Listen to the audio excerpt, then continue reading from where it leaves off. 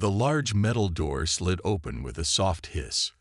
Lee Sung walked into the meeting room with 4 other humans. His eyes quickly took in everything. An old habit from his days as a sniper in the U.S. Army. The room was too bright, with walls that seemed to glow.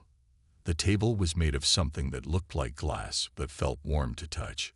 "Welcome, Earth representatives," said the tall alien standing at the head of the table.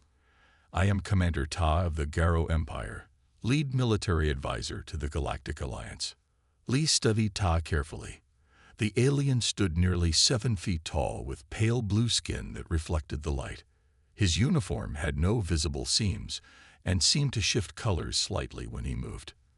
"Thank you for having us," said Ambassador Wilson, the head of the human group. "We are honored to learn about your military technology." It had been only 6 months since the massive alien ships appeared in Earth's orbit. After the panic died down, talks began. The aliens called themselves the Galactic Alliance, a group of 17 species who controlled most of the known galaxy. They said they came in peace. They wanted to welcome humans to the galactic community. This meeting was the first time humans were allowed to see alien military power up close. "Follow me," Commander Ta said, leading them through another door into what looked like a shooting range. Several other aliens stood in a line, each holding what Lee guessed were weapons. They didn't look like any guns he had ever seen. They were smooth, with no visible moving parts. "Our standard infantry weapon," Tai explained, picking one up. "It fires concentrated plasma bolts that can melt through most materials." He fired at a target. There was no recoil, just a flash of blue light and a soft humming sound. The target, a metal block 50 yards away, melted into a puddle. "Impressive," murmured Dr. Kim, the scientist in the human group. "Now we understand humans still use. What do you call them?" "Firearms." Ta said the word like it tasted bad in his mouth. "Yes," Lee spoke for the first time. "Rifles, pistols, various projectile weapons." Tay's mouth formed what might have been a smile. "How quaint. Projectile weapons have not been used in galactic warfare for over 8,000 years. He gestured to one of his soldiers, who brought forward a case. Inside was one of the new M24, A3 sniper rifles that Lee had used during his last deployment. "We took the liberty of studying your weapons," Ta said. "Primitive technology. You propel small metal objects using chemical explosions." He shook his head. "Inefficient, inaccurate, limited range." Lee felt his jaw tighten but kept his face calm. 20 years in special forces had taught him when to speak and when to listen. "Would you like to see why we moved beyond such weapons?" Tai asked. He pressed a button on his wrist. A force field appeared around one of the aliens. Tai handed Lee the rifle. "Please, fire at the shield." Lee checked the rifle. It was loaded with standard ammunition. He took aim and fired. The bullet hit the shield and stopped instantly, falling to the floor with a small ping. "You see," Ta said, looking pleased, "our personal shields stop objects moving at such speeds easily. This is why we find your weapons amusing." Lee nodded but said nothing. His mind was already working. The shield had stopped the bullet, yes, but he noticed something interesting. The alien behind the shield had flinched, just slightly, when the shot hit, and Lee could have sworn he saw the shield flicker for a split second. "Perhaps in 100 years, humans will develop proper weapons," Ta continued. "Until then, I'm afraid your firearms are little more than historical curiosities to us." As they were led to the next demonstration, Lee hung back, watching how the aliens moved, how their technology worked. While the other humans marveled at alien weapons that could level buildings or ships that could jump across the galaxy, Lee was thinking about that tiny flicker in the shield. There was something there, something the aliens either didn't know or didn't think was important. And in Lee's experience, what your enemy didn't know was often what got them killed. 3 weeks after the military demonstration, Lee Sung sat in a dark conference room at the United Nations building in New York.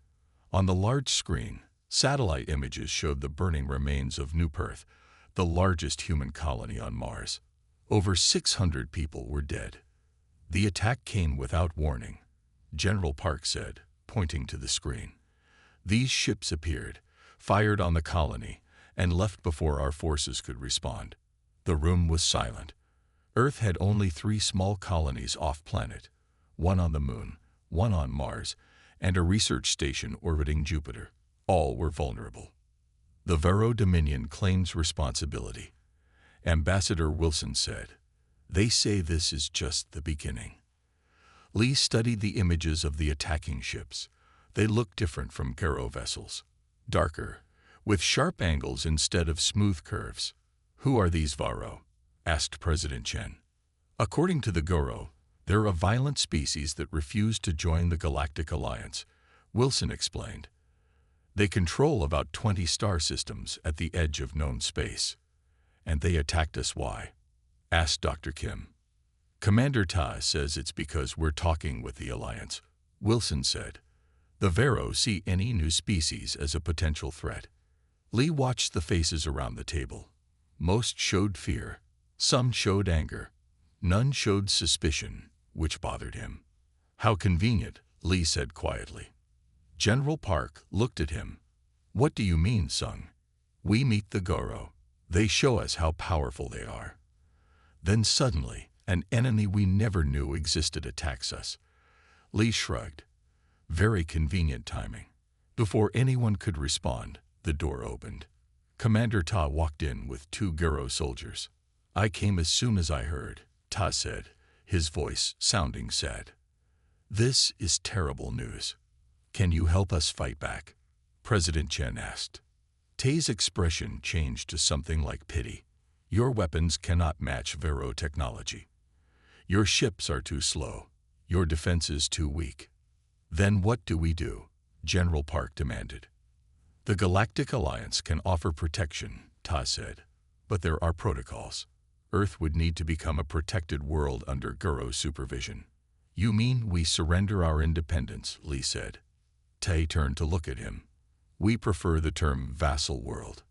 It's temporary, of course, until humans develop proper defenses." President Chen stood up. "We need time to discuss this."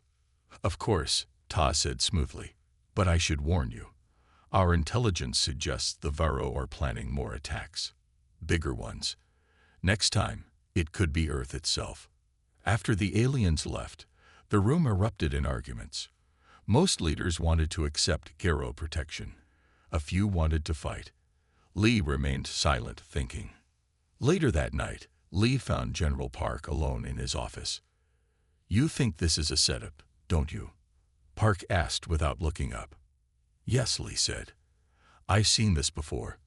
Create a problem, then offer the solution, but at a price. We can't prove it." "No, but we can prepare." Park finally looked up. "How?" "You saw their weapons." Lee pulled a small object from his pocket and placed it on the desk. It was a flattened bullet, the one he had fired at the Garo shield. "I took this after the demonstration," he said. "Look closely." Park picked it up. The bullet was flattened, but one edge had melted slightly. "Their shields are designed to stop energy weapons," Lee explained. "They handle physical objects differently. There's heat transfer, and that means there's a weakness." "What are you suggesting?" Park asked. "Let Earth accept their protection officially. It buys us time. Meanwhile, give me a small team. Let us work on finding that weakness." Park was quiet for a long time. Finally, he nodded. "I can get you a facility in the Rocky Mountains, off the records. I'll need specific people, starting with Jin from Tactical Analysis." "You'll have them," Park promised. "But be careful. If Tai suspects—" "He won't," Lee said. "He thinks our weapons are jokes. That's our advantage." As Lee left the building, he looked up at the night sky. Somewhere up there, alien ships were watching Earth. They thought humans were weak, primitive. Lee smiled slightly. Throughout history, many enemies had made that mistake about humans. None of them were around to talk about it anymore. The mountain facility was built into the side of a cliff, hidden under fake rock and trees. For the past month, it had been Lee Sung's home. The sign on the door read Environmental Research Center. The 20 people inside were not studying the environment. "Try this one," Jin said, handing Lee a rifle. Jin was the best tactical analyst in the military.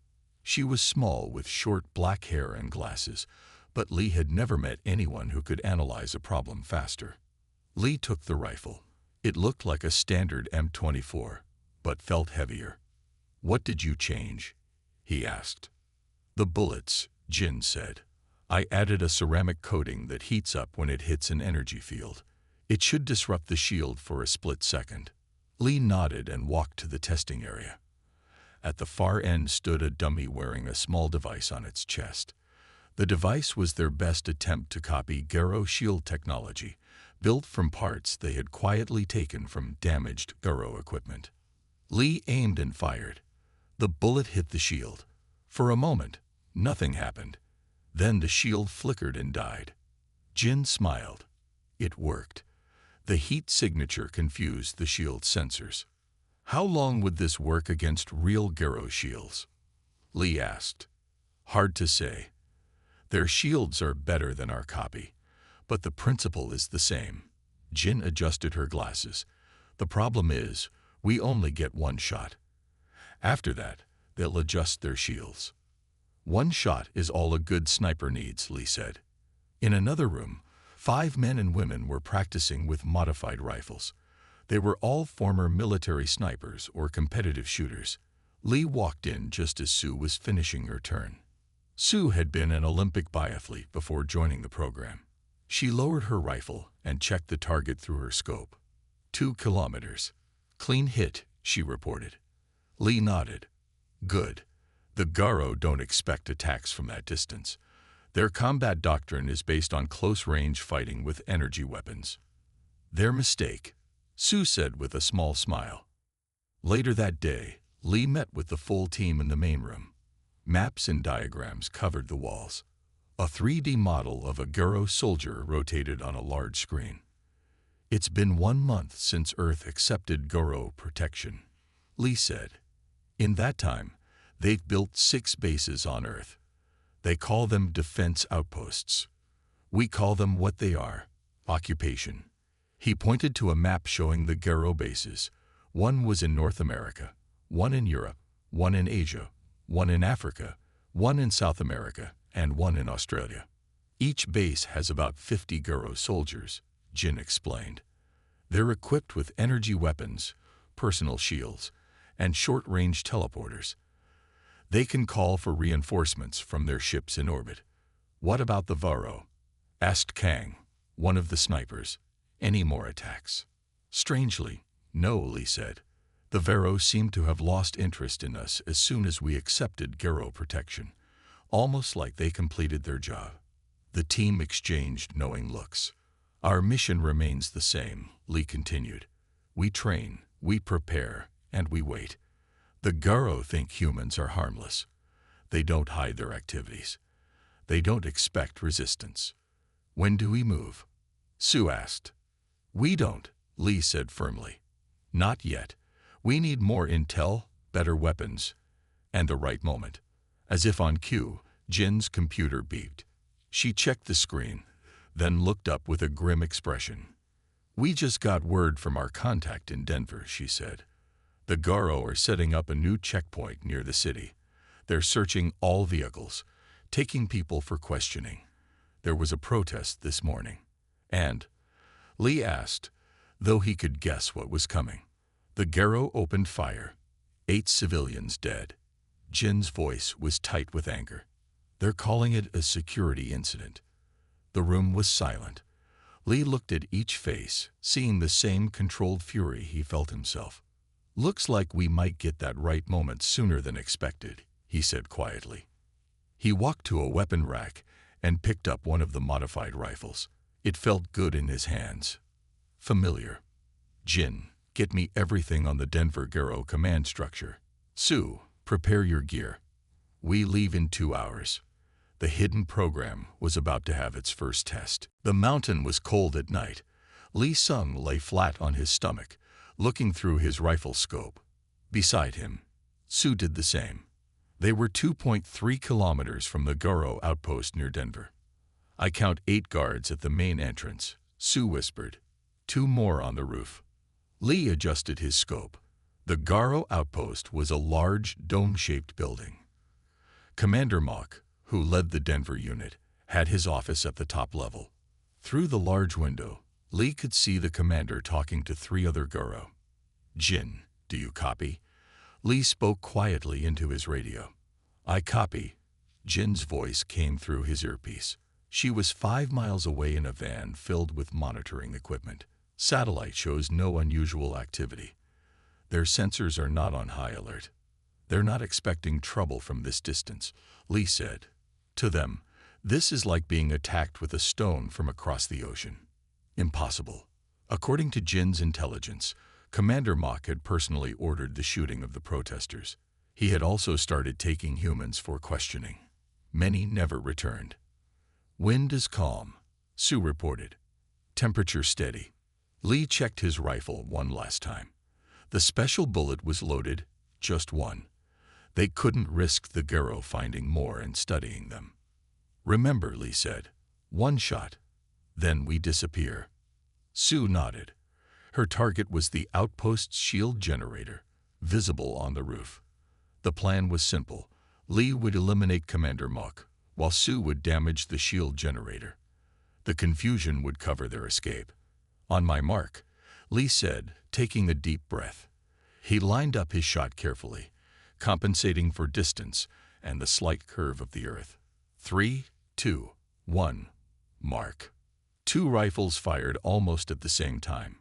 Through his scope, Lee watched his bullet travel the long distance. It seemed to take forever.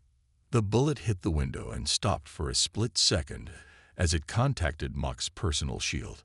Then, just as Jin had predicted, the shield flickered. The ceramic coating heated up, confusing the shield sensors. The bullet pushed through and found its target. Commander Mock fell without a sound. At the same moment, Sue's shot hit the shield generator. There was a small explosion, and blue lights flickered around the building. "Target's down," Lee reported. "Jin, status." "Their alarms just went crazy." Jin's voice was excited. "They're scanning for energy weapons. They don't understand what happened." Lee and Sue were already packing their equipment. In less than a minute, they were moving through the trees, heading to their pickup point. Behind them, the Garo outpost was in chaos. Searchlights swept the nearby areas, but none reached as far as the mountain where Lee and Sue had been. 6 hours later, Lee's team gathered in the mountain facility. General Park had joined them via secure video link. "The Garo are completely confused," Park reported. "They keep saying it's impossible. Their sensors detected no enemy ships, no energy weapons." "How are they explaining Mock's death?" Jin asked. "They're not," Park said with a small smile. "According to my Garo liaison, there was an equipment malfunction at the Denver outpost. They're not admitting Mock is dead." Lee nodded. This was exactly what they had hoped for. "What about the other Garo bases?" he asked. "Security has increased, but they're looking in the wrong places," Park said. "They've doubled their close-range sensors and posted more guards, but they're still not watching the hills 2 kilometers away." "Pride," Lee said quietly. "It's always been the downfall of empires." "What's our next move?" Sue asked. Lee looked at the map on the wall, where the 6 Garo bases were marked. "We wait," he said. "Let them get nervous. Let them wonder. In 2 weeks, we hit the Chicago outpost. Same plan, different targets." "And after that?" Jin asked. Lee's face was calm, but his eyes were hard. "One by one, we show the Garo that looking down on human weapons was the biggest mistake they ever made." As the meeting ended, news was already spreading quietly among humans. No one said it openly, but hope was growing. For the first time since the aliens arrived, someone was fighting back. And winning. 2 months had passed since the first mission. Lee Sung's team had hit 3 more Garo outposts: Chicago, Atlanta, Phoenix. Each time, they took out key Garo leaders from impossible distances. Each time, they disappeared before the aliens could respond.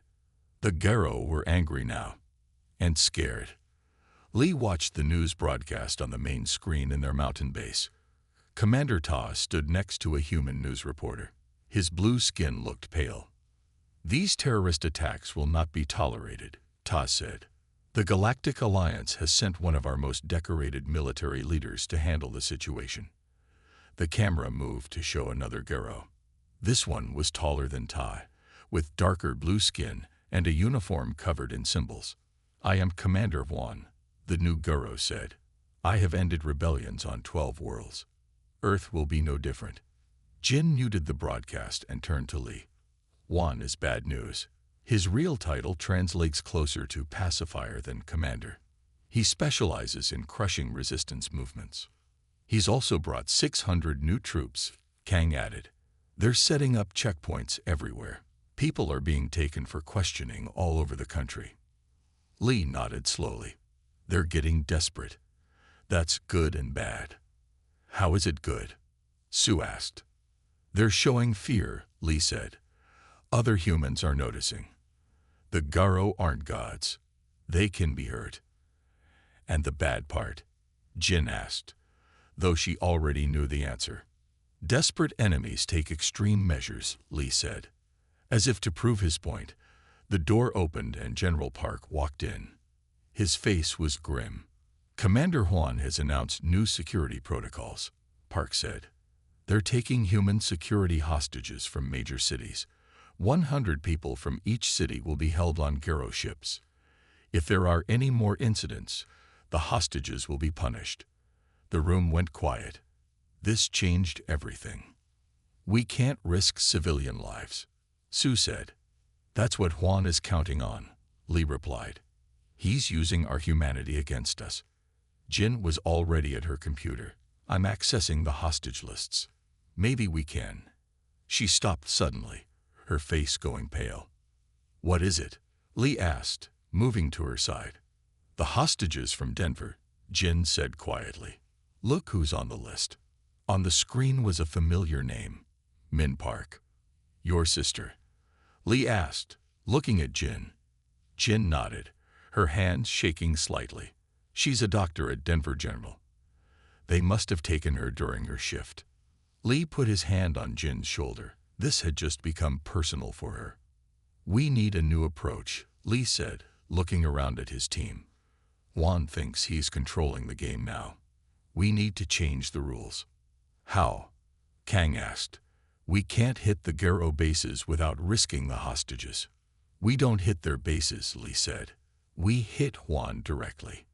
Jin looked up. "That's impossible. He never leaves the main Garo ship. He's surrounded by guards at all times." "Nothing is impossible," Lee said. "Just difficult." He walked to the map on the wall. "Juan will have to come down to Earth sometime. When he does, we'll be ready." "And until then?" Sue asked. Lee turned to Jin. "Until then, we gather information. Every detail about Juan, his ship, his guards. We need to know his patterns, his weaknesses." "And the hostages?" General Park asked. "We don't forget them," Lee promised. "But the best way to save them is to remove Juan. Cut off the head and the body falls."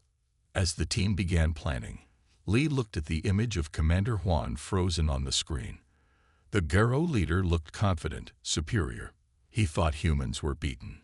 Lee remembered something his grandfather, a Korean War veteran, had told him long ago. The tiger waits until the hunter thinks he is safe. Then it strikes. It was time for humans to show the Garo what Earth's tigers could do. "Team 2 in position." Sue's voice came through Lee's earpiece. Lee Sung checked his watch. It was almost midnight. He lay on the roof of an abandoned building, his rifle ready. Through his scope, he could see the Garo patrol moving through the streets of San Francisco. For 3 weeks, they had watched and waited. Finally, Jin had discovered that Commander Juan would be coming to Earth to inspect the San Francisco outpost. This was their chance. "Remember," Lee said into his radio, "we only have one shot at this. If we miss Juan, the hostages will suffer." Target approaching. Jin reported from her position in a van 2 blocks away. Black vehicle. Garo guards front and back. Lee adjusted his scope. The black vehicle, something between a car and a tank, moved slowly down the street. It was surrounded by Garo soldiers with shields activated.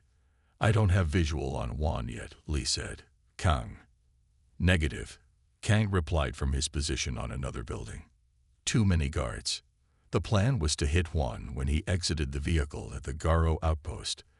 3 snipers, 3 shots, 1 for Juan, 1 for the outpost commander, and 1 for the shield generator. Then a quick escape while the Garo were confused. The vehicle stopped at the outpost entrance. Garo guards formed a tight circle around it. "Stand by," Lee said, his finger light on the trigger. The vehicle door opened. Lee waited to see Juan step out. Instead, a human woman was pushed out of the vehicle. She was wearing handcuffs.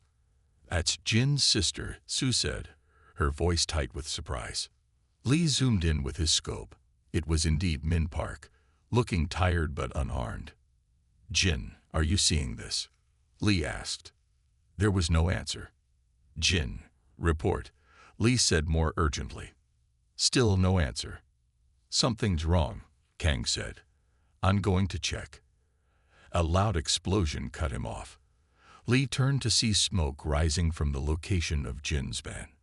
"Abort mission," Lee ordered. "It's a trap. Rendezvous at Point Echo." As Lee quickly packed his rifle, he heard Garo vehicles approaching his position. They had somehow found them. But how? Lee made it to the emergency exit just as Garo's soldiers burst onto the roof. He slid down the fire escape and ran through the back alleys, dodging searchlights. 6 hours later, Lee reached the emergency meeting point, a small cabin in the woods outside the city. Sue was already there, her face grim.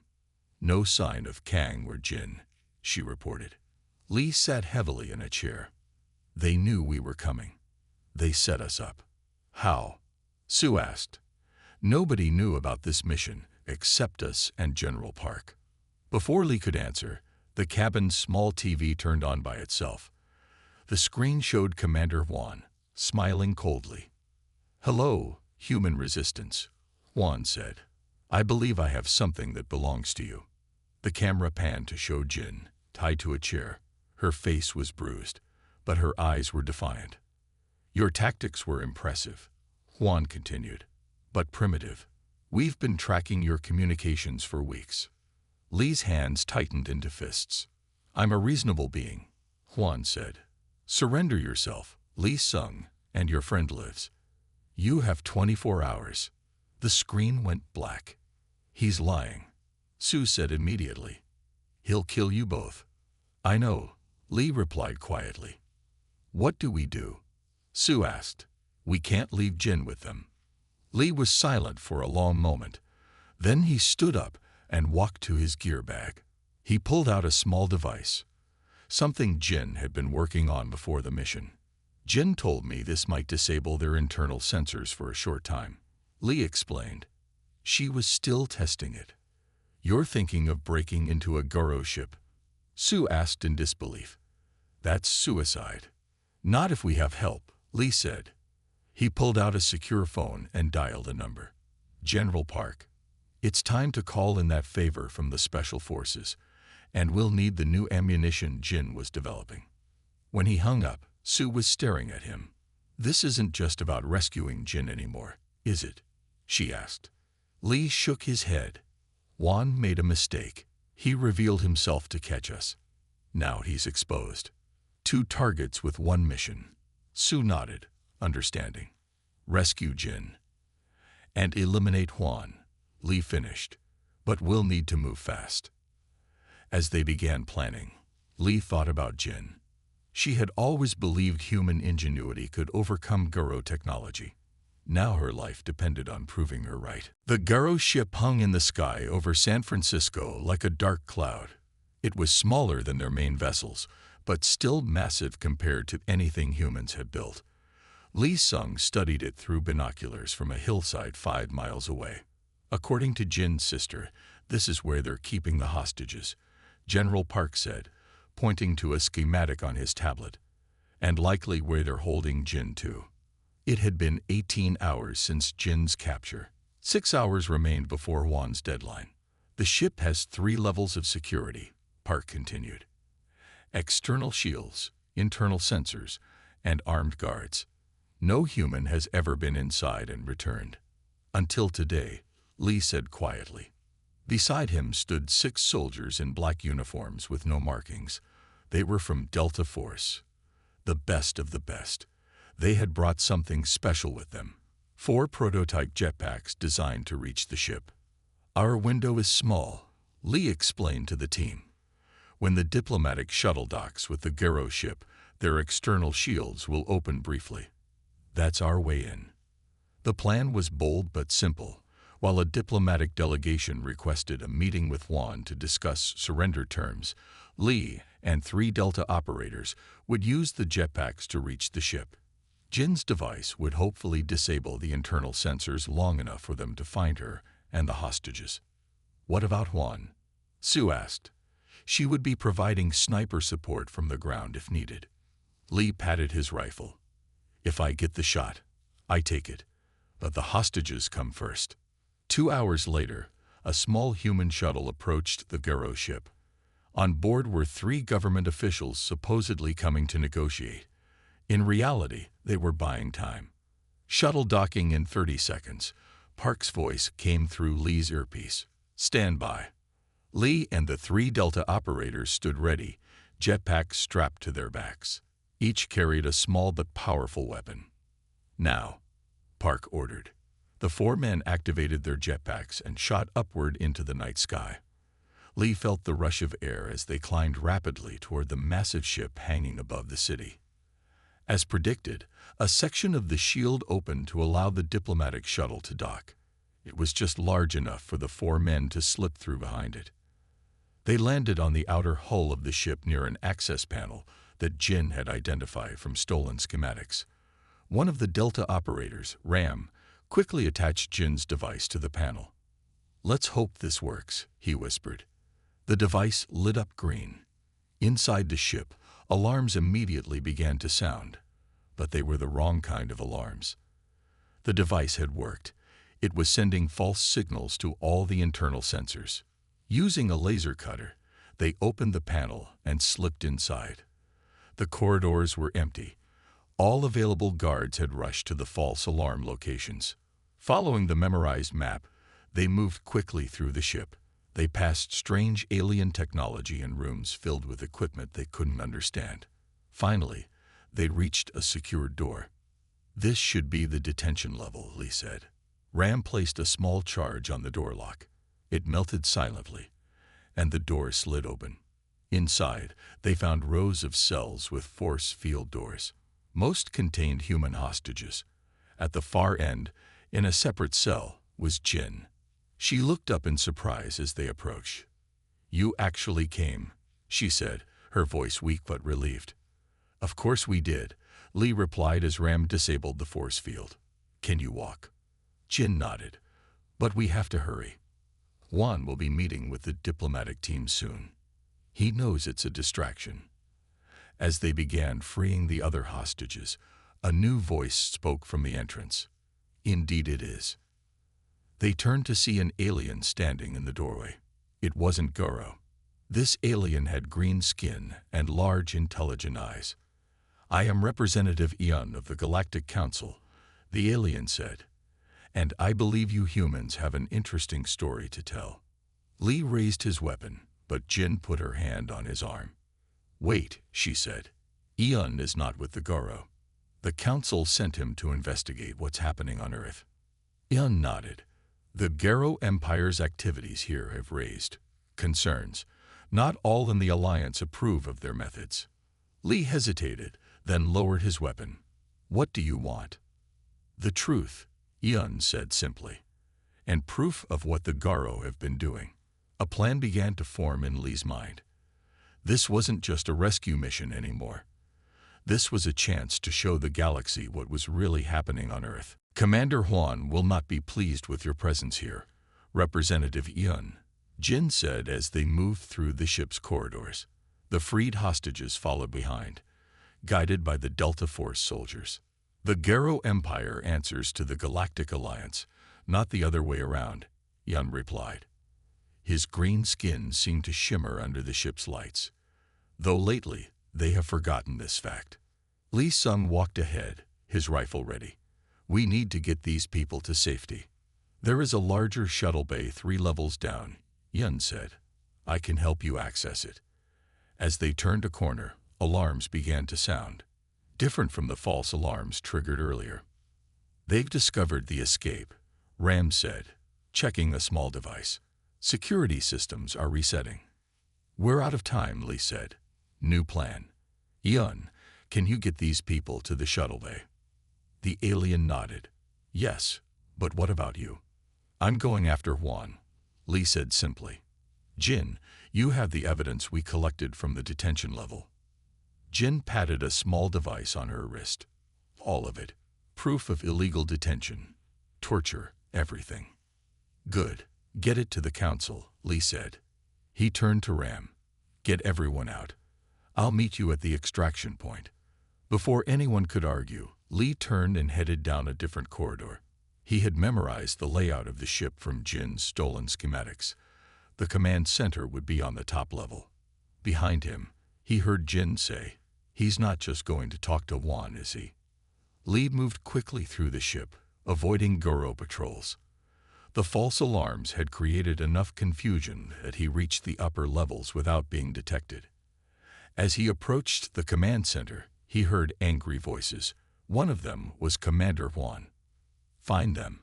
Every human on this ship must be captured or killed. Lee took position near the entrance.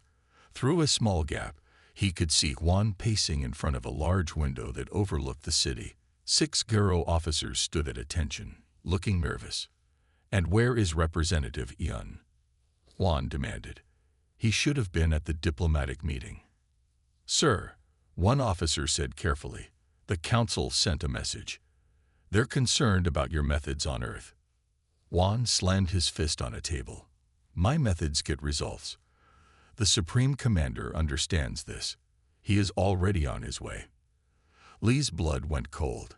The Supreme Commander, the highest military leader of the Garo Empire, was coming to Earth. Prepare the ship for Supreme Commander Du's arrival, Huan ordered, and send this message to all outposts. If the escaped humans are not found in 1 hour, begin eliminating hostages, 1 city at a time. That was enough. Lee checked his rifle, made sure the special bullet was loaded, and took a deep breath. He stepped into the doorway, rifle raised. The Garo officers turned in shock. Their hands moved to their weapons, but they were too slow. Lee fired once. The bullet crossed the room and hit Huan's personal shield. For a moment, the shield flickered blue as it tried to stop the specially designed projectile. Then it failed. Commander Huan fell to the floor. The other Garo officers stared in disbelief. Their shields were supposed to be impenetrable. Impossible. One of them whispered. That's what Tai said about our rifles, Lee replied. He was wrong too. Before the officers could recover from their shock, the ship shuddered violently. Emergency lights began flashing. Warning, an automated voice announced. Main engine system compromised. Security containment failing. Lee smiled slightly. Jin and the Delta team had done their part, sabotaging the engines as they escaped. The Garo officers ran to control panels, trying to save their ship. They ignored Lee completely, more afraid of their ship failing than one human with a rifle. Lee backed out of the command center and headed toward the nearest escape pod. The ship was not going to crash. Jin would have made sure of that. But it would be grounded for weeks. As he moved through the corridors, Lee's radio crackled to life. Lee, it's Jin. We made it out with all the hostages and Representative Yun. But we just got word. A Garo battle fleet is entering Earth orbit. Supreme Commander Du has arrived early. Lee reached the escape pod and punched in the launch sequence. Then we better be ready to greet him, he said. The Garo battle fleet hung in Earth's orbit like massive storm clouds, 7 ships, each bigger than anything humans had ever built. At their center was the flagship of Supreme Commander Du, the highest military leader of the Garo Empire. In the United Nations building in New York, Lee Sung stood by the window, looking up at the sky. Though he couldn't see the ships from here, he knew they were there. The Supreme Commander has demanded Earth's immediate surrender, General Park said to the room full of world leaders. He says any further resistance will result in planetary bombardment. Can they do that? President Chen asked, looking at Representative Yun. The green-skinned alien nodded sadly. The Garo fleet has that capability, yes, but such action would violate multiple alliance laws. Laws didn't stop them before, Jin pointed out. She stood next to her sister Min, who had been among the rescued hostages. True, Yun agreed. But this time, the Council is watching. That was the key difference. After their escape from Huan's ship, Yun had sent all the evidence of Garo crimes to the Galactic Council. Representatives from 6 different species had arrived to investigate. Supreme Commander Du has agreed to meet with Earth representatives and the Council observers, General Park continued. The meeting will take place on his flagship in 2 hours. It's a trap, Su said immediately. Perhaps, Yun admitted. But Du is a political creature as well as a military one. He will not act openly against the Council. This meeting may be our best chance to resolve this conflict. Lee turned from the window. I'll go. You? President Chen looked surprised. You're not a diplomat, Mr. Sung. No, Lee agreed. I'm the man who killed 2 Garo commanders. The man they fear. That makes me the right messenger. No one argued with that logic. 2 hours later, Lee sat in a human shuttle approaching the massive Garo flagship. With him were Representative Yun, Jin, and 2 council observers from different alien species. Remember, Yun said quietly, Supreme Commander Du will try to provoke you. He wants an excuse to attack Earth. Lee nodded. His rifle was back at the base. He came unarmed, as required for the meeting. But he wasn't worried. Jin had assured him there was a backup plan. The shuttle docked with the flagship. Garo guards escorted them to a large meeting room. At its center was a massive table with the Garo emblem carved into it. Supreme Commander Du sat at the head of the table. He was larger than other Garo, with deep blue skin and cold eyes. His uniform displayed countless medals and symbols of rank. The human resistance fighter, Du said, looking at Lee with something like curiosity. I expected someone larger. And I expected someone smarter, Lee replied calmly. Smart enough not to threaten a planet under Council protection. The Council observers shifted uncomfortably. Du's eyes narrowed. Earth is a Garo protectorate, Du stated. The Council has no authority here. That arrangement was based on deception. Uncountered, placing a device on the table. It projected images of the Garo crimes against humans. The Council has seen the evidence. Unfortunate incidents, Du dismissed with a wave, caused by human terrorists like this one. He pointed at Lee. We were defending ourselves, Lee said, against an invasion disguised as protection. Semantics, Du smiled coldly. The reality is simple. Earth will submit or Earth will burn. The Council cannot stop me in time. Lee noticed Jin touching a small device on her wrist. That was the signal. You're right about one thing, Lee said. This ends today. He looked up at a small maintenance hatch in the ceiling. Through it, barely visible, was the barrel of a sniper rifle. Su had been right. It was a trap, but not the one Du expected. Your shield technology has a flaw, Lee said conversationally. It stops energy weapons perfectly. It even stops normal bullets. But specially designed projectiles, fired from the right kind of rifle. Supreme Commander Du's expression changed as he realized what was happening. He reached for an alarm button. Too late. The shot was almost silent. Du's personal shield flickered blue for a moment, then failed completely. The supreme commander of the Garo Empire collapsed onto the table. Alarms blared immediately. Garo officers rushed in, weapons drawn. "Hold," one of the council observers shouted. This was witnessed by council representatives. The human spoke truth. The Garo have violated alliance law. In the chaos that followed, Li caught Jin's eye. She smiled slightly and nodded. The plan had worked perfectly. While Li distracted Du with talk, Su had taken position in the maintenance shaft. One perfect shot was all they needed. One Earth sniper had just changed the course of galactic history.